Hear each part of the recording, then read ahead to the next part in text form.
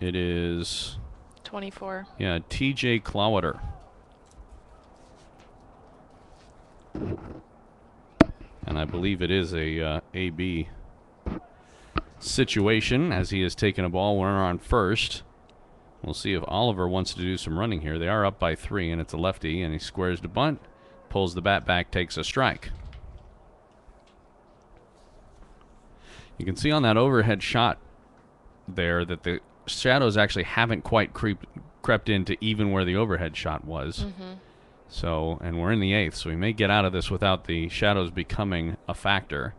1-1 the count, the pitch, squares again. He will bunt one down the first base line, and a good sacrifice over to first for the out.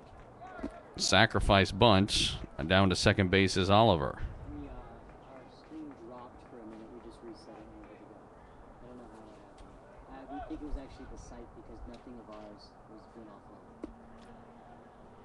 offline. 1-3 on the sacrifice. Runner at second, 1 out now for Fernando Gonzalez.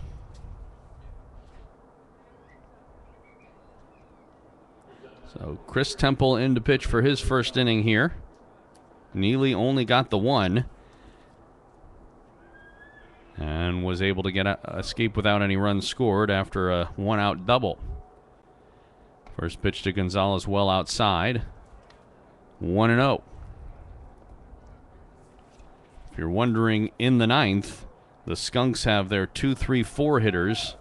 As Mike Shannon would say, Ol' Abner's done it again. Pitch to Gonzalez, up and away. That's an old St. Louis Cardinals reference, Amber, if you weren't familiar. I wasn't. No, I gave you a courtesy laugh. Mike Shannon is one of the Cardinals broadcasters, and when the middle of the order, or the meat of the order is up, when a team is trying to come back, it's a good thing. Well, he uses that phrase, fly ball out into center field, back for it bunch. He will make the catch. Tagging is Oliver, and he will think better of it and scramble back into second base safely. So it'll go down F8 on the fly ball. It's a good choice by Oliver not to run, but he almost strayed too far off, as you can see here, out into center field. And Oliver tagged, went about halfway, and said, well, that's not such a good idea, but he got back in safely. Good hustle.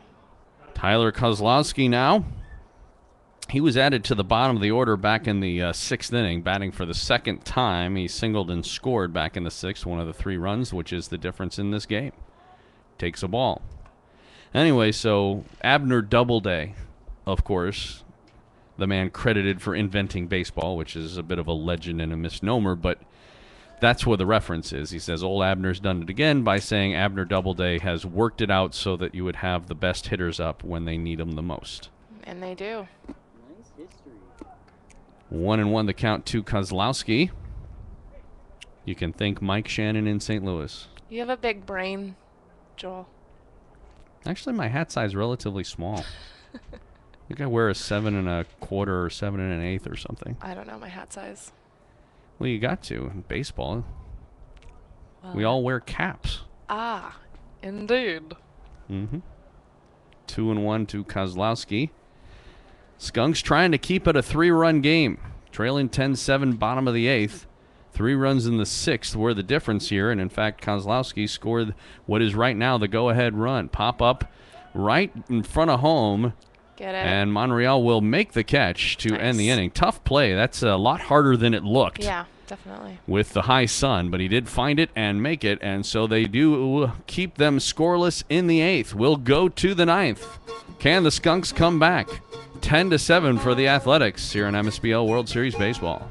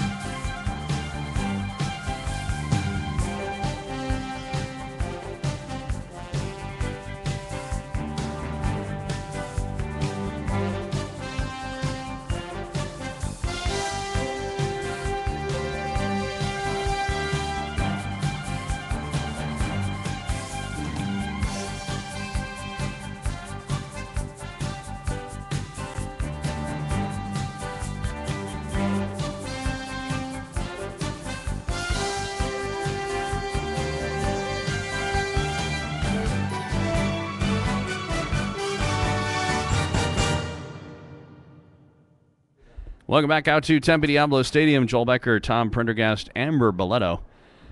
It's the Skunks and Athletics. LA Skunks and the Athletics, also from Southern California. And we are down to the 9th with the Athletics on top 10-7. They were trailing in this game a couple of times. At one time, as much as by 5. 6-1 was our score after the top of the third inning. They made it 6-4 in the bottom of the third. Took the lead 7-6 in the fourth. They tied it up in the sixth, did the Skunks. And they retook the lead, did the Athletics in the bottom of the sixth.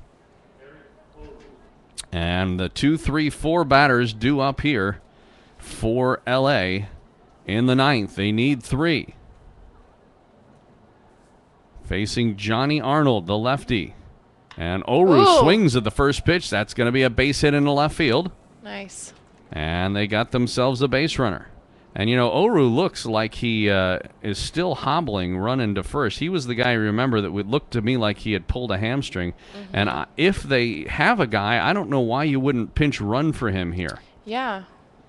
And they may do it. Now, of course, you can always use a courtesy runner for an injured player. But in this situation in the 9th inning, why wouldn't you throw a pinch runner in, somebody who's not currently in the game? They do have guys. Justin Bunch is up, but they're not doing it. And a swing, and there's a base hit into left field. Swung at the first pitch as well. And and Oru is absolutely not running 100%. No. And why they're not pinch running for him, I'm not really quite sure. Oh, and manager's coming out. 2 straight singles. We're going to keep watching him. We think, did he step on the bat earlier? No, it looked to me like when he had his injury was a couple innings ago when he was running from first to second and just, you know, tweaked a hamstring or something like that. We'll see if we're going to get, I believe, a pinch hitter here, as Rob Wasman was the man due up. And, well, you know, Steve Zorn is standing in.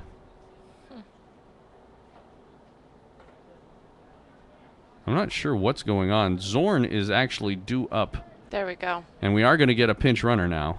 And I don't know why they waited so long to do that. And by the way, well, no, this is a pinch. The Steve Zorn that's due up was a green jerseyed guy. So this number 28 is a different number 28. Must be George Monreal. But this isn't his spot in the order either.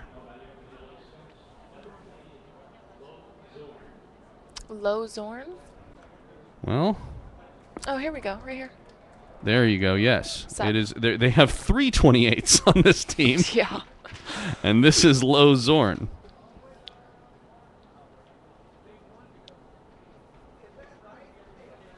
So that's probably why the